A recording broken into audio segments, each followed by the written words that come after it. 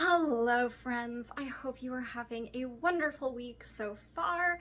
Today, I am going to be working with this lovely square from Daughters of Israel head covers, which Malkahana very kindly sent me.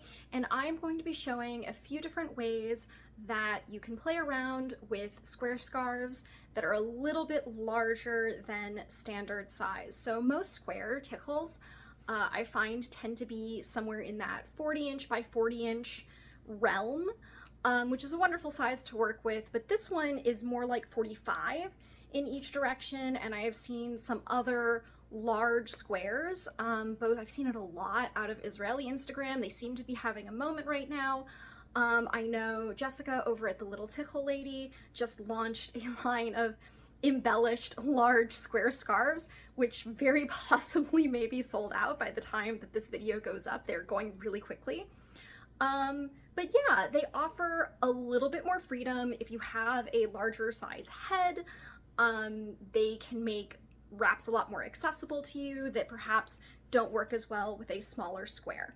So the first style, well, let me just show you this scarf to begin with. So I've got a velvet headband on and a volumizing scrunchie in the back. So this scarf is from their 7 Species collection. I don't remember whether I talked about it previously, but it has figs and dates on it, which are 2 of the 7 species of plant mentioned by name in the Torah. She has others, but I love this. First of all, I think that the print is just super pretty, and like I love the green and purple on the border. I have worn it with this lovely olivey green. I have worn it with purple. It really has an awful lot of versatility. And the other nice thing about it is that by the time you fold this up and wrap it on your head, the print starts to look a lot more abstract. So I enjoy knowing that it is figs and dates, but if you were just to look at it on my head, you might not necessarily pick that up, and I think that's kind of cool also. So, as I said, this is a larger square. I have folded it into a triangle. Now, I have spoken about this when working with square scarves in general, but I always recommend folding the front down to fit your head. You talk about it with long wraps. I don't see people talking about it as much with squares, but I always think that it's generally just good practice for the sake of fabric management. So you can either just simply fold it under to fit the size of your head. That works perfectly fine. For me, I personally prefer to do a little bit of pleating. So I'm just gonna lie this down and do a little pleating, and I will be right back. Okay, so I have put 2 little pleats right in the front here, and I am going to put it onto my head nice and even. And I am going to tie it at the nape of my neck nice and securely. Now you can, for 2 of these looks, I'm gonna leave this open in the back. If you're worried about that extra security, if it's gonna be windy outside or whatever, you can always take this bottom layer and tuck that underneath to make sure that you're going to be covered no matter what. I typically don't find that necessary, but if you want a little bit more security, then you can. So the first style that I'm going to show is the one that I was wearing in the intro to this video.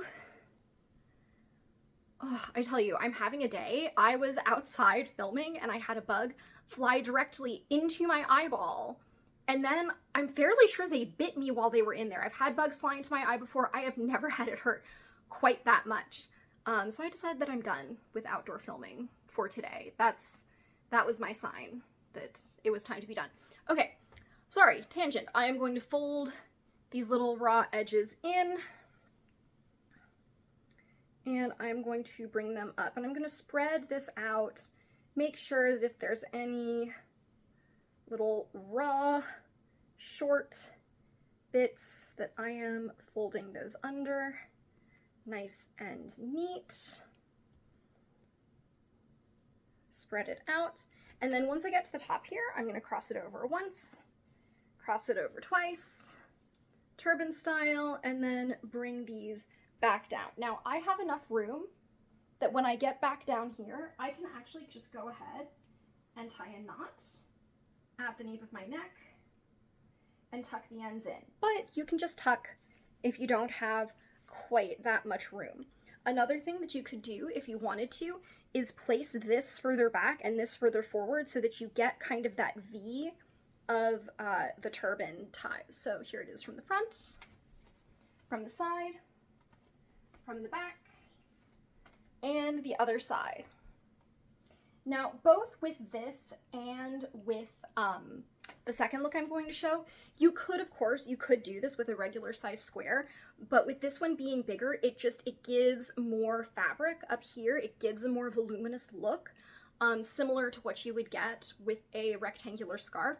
And sometimes if you're just with a smaller square, if you're trying to do something like this, it's just there's not really enough fabric up here and it doesn't quite look right. So that is option number one. And then option number two that I'm going to show you is going to be a variation on the ponytail wrap. I've been really into this lately, creating like a little poof at the front of the head. So I really like this pink that's like the interior of the fig showing. So I'm going to cross that in front so that that is the part that is showing. And then I'm going to spread this out and wrap it around. And then this I am just going to bring and tuck again by the nape of my neck. Just tuck that back in so it is nice and secure and anchored. And then similarly, I'm going to take this, bring it down, and tuck it in as well. You could leave it out, you could fan it out across the back, but I just really want to keep the focus on my little poof here. And then I'm going to fluff this up just a little bit as well until I get the amount of volume that I am looking for.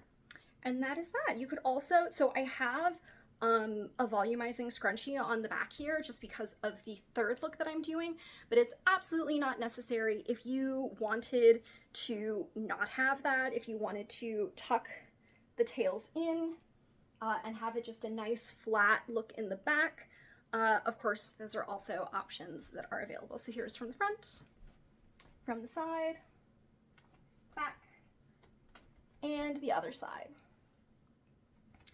And then finally, I'm going to show you something that you can do with a bun wrap for this. So just have it tied on my head. I'm going to now take my tails, fold them in, fold them under, and just tuck those away. And this was really what made me realize that having even just a slightly larger square offers a lot of versatility. So I'm going to start this as I would usually start a low bun wrap, fold in my raw edges. This is going to come up and over, but then look at how much tail I still have here. And so what I'm going to do is just tie this in a little knot, and I'm going to leave my tail hanging just like so. Honestly, you could leave both tails hanging like this and it's a very pretty cascade look, but instead I'm going to take this, fold it in,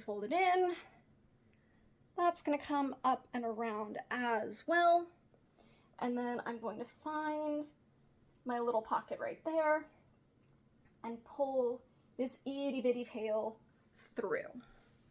Just like that. So now I have this lovely low bun wrap, but I'm showing off this beautiful little border, just like that. So from the front, from the side, from the back, and the other side. So that is it. That is 3 looks with a slightly larger square. I hope you get a lot of use out of this as the summer wears on, because certainly this is the time of year when I am wearing a lot of squares. So until next time, that's a wrap for me. Thank you so much for watching.